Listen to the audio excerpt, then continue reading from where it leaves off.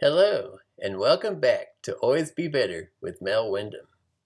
After so many introductions, this week I'm actually going to teach something, an introduction to classical logic.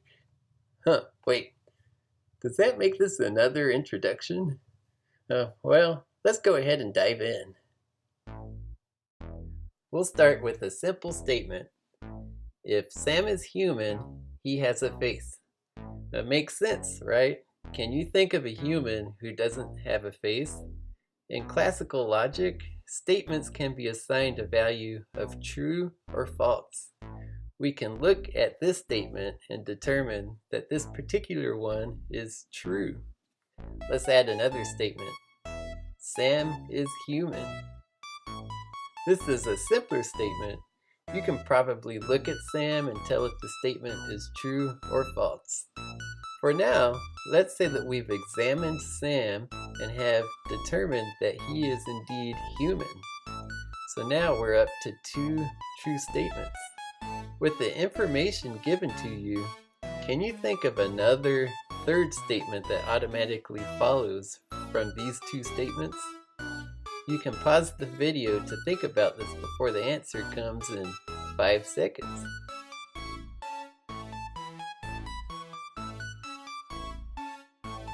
It should seem natural to conclude this. Therefore, Sam has a face. Now, let me show you another way to write these statements. Instead of saying Sam is human, I can write simply A. In other words, A means Sam is human. And let's say that B means Sam has a face. Then I can use an arrow here to show the if-then, like this. If A, then B. And then we can use these cute little 3 dots for therefore, and we've completed the symbolic representation. With the simplified version on the right, it may be easier to follow the logic. When we write statements as symbols like this, we assume that we've already determined that they're true. If A, then B is given as true. And we know that A is true, and when we combine the two statements, the third one follows naturally.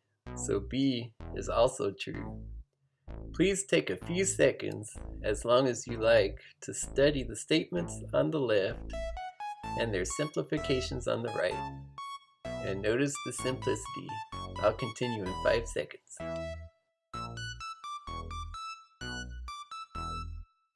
When reduced to its basic components, logic is actually one of the simplest things to understand.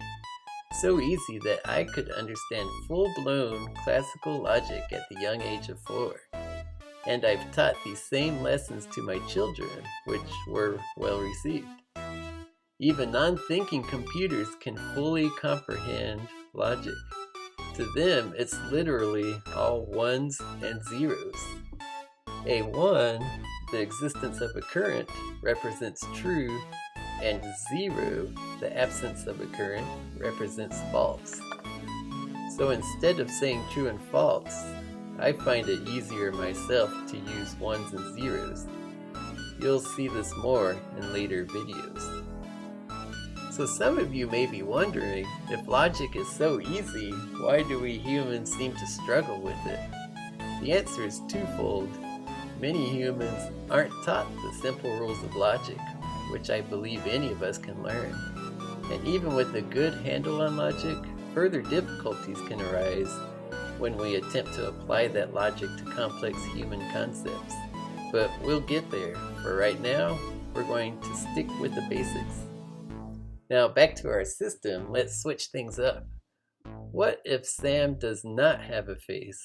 What can you deduce about Sam? This one is a bit trickier, but I'll tell you the answer in 5 seconds. Pause the video for as long as you'd like. Okay, if you figured it out, you saw that this one requires thinking backwards. You should be able to deduce that Sam is not human. By the way, if you came up with other answers, feel free to share them in the comments. I'd like to hear what else you came up with. Now, let's add the symbols. From before, B meant Sam has a face. This is now false. So to make it true, we can apply a tilde in front of it to mean not. So our second statement can be read as not B. And therefore we have concluded that the not of A is also true. Some things to consider for later. What if Sam is a cat? What if Sam is a clock? Or what if Sam is a stapler? We'll talk more about this in later lessons, but you can go ahead and get your brain thinking about these things. Now, let's go back to the original system, but this time, let's change the words. If dark clouds are approaching, it will probably rain. Dark clouds are approaching. Therefore, it will probably rain. I've intentionally added some ambiguous words to make these statements true. You've probably seen instances of dark clouds approaching and no rain occurs, but most of the time it does rain. So the word probably makes the first statement true. Before I finish, let me show you something. Let's say we wanted to write a program to predict the rain using our system here.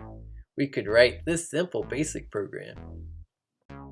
The first line of code asks the user, "Are dark clouds approaching?" And the user can answer yes or no. In the second line, the computer looks to see if the answer is yes. If it does, it reports it will probably rain. And this third line is a catch-all. If the user doesn't answer yes, then the computer reports it might not rain. And now think about this. When this program runs, what does the computer think? Does it have any idea what dark clouds are?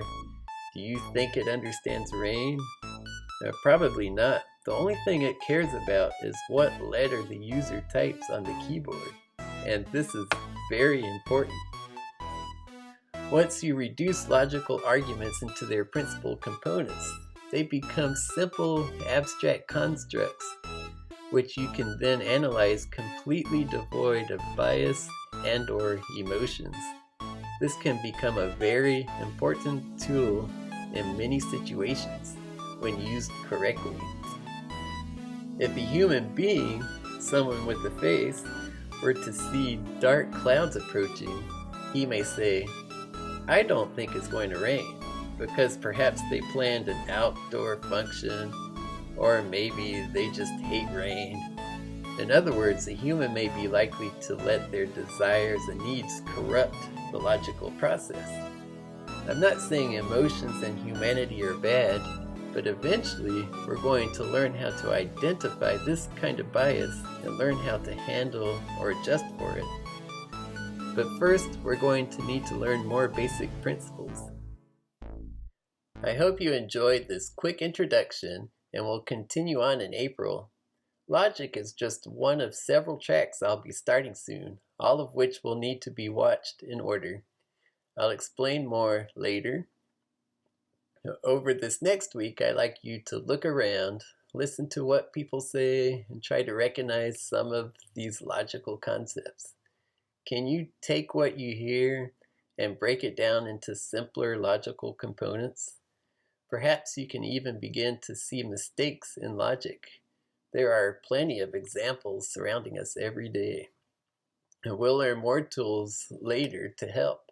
But in the meantime, you can figure out some of these basic concepts on your own. Thanks for watching, and remember, we can always be better.